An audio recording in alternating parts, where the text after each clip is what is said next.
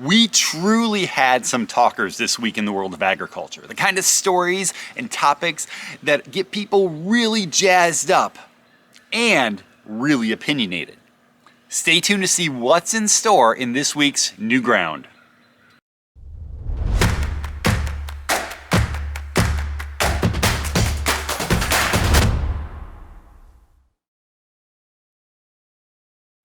New Ground is AGDAILY's video series exploring some of the most exciting goings-on in the world of agriculture.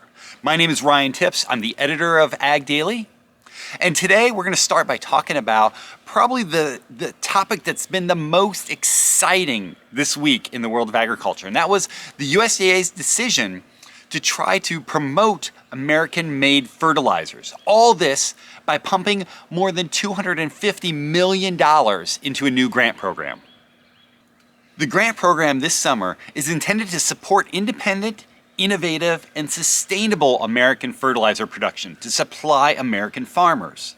Additionally, to address growing competition concerns in the agricultural supply chain, the USDA will launch a public inquiry seeking information regarding seeds and agricultural inputs such as fertilizer and other retail market concerns.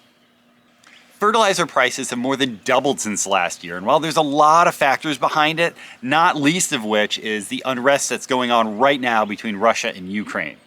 But the hope from the USDA is that this new grant program will reduce American dependence on foreign fertilizers. There was no shortage of irony early this week in Colorado, as an animal rights activist who once called the state's farmers and ranchers lazy and nasty has now been charged with 13 counts of animal cruelty. The misdemeanor counts were levied against Ellen Kessler, who had served on Colorado's Board of Veterinary Medicine until the lazy and nasty remarks prompted her resignation. She's a longtime animal rights activist who is close friends with the spouse of Colorado's governor. The allegations against her relate to birds found living in squalor in her house, according to the sheriff's office. CBS Denver first broke the news, which included video footage from inside of Kessler's house. Now, Kessler faces up to $5,000 in fines for each count and as much as 18 months in jail. A new study has shown that America has lost nearly 18,000 square miles of open space because of development between 2002 and 2017. That is a lot. The study uses USDA data from every state excluding Alaska to detail how much land has been converted from forests and fields into strip malls and subdivisions and other development.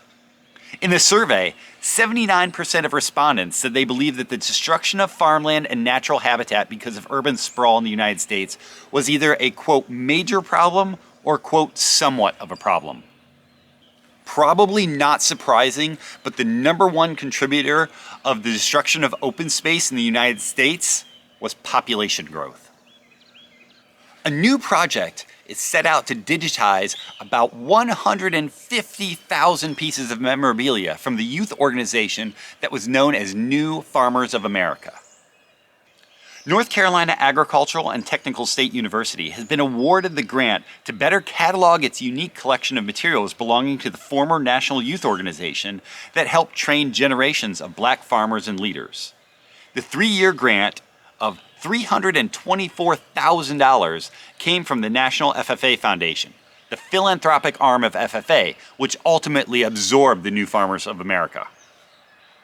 The expectation is that all of this is going to help grow the understanding of agricultural history throughout the U.S., but particularly in the southern states.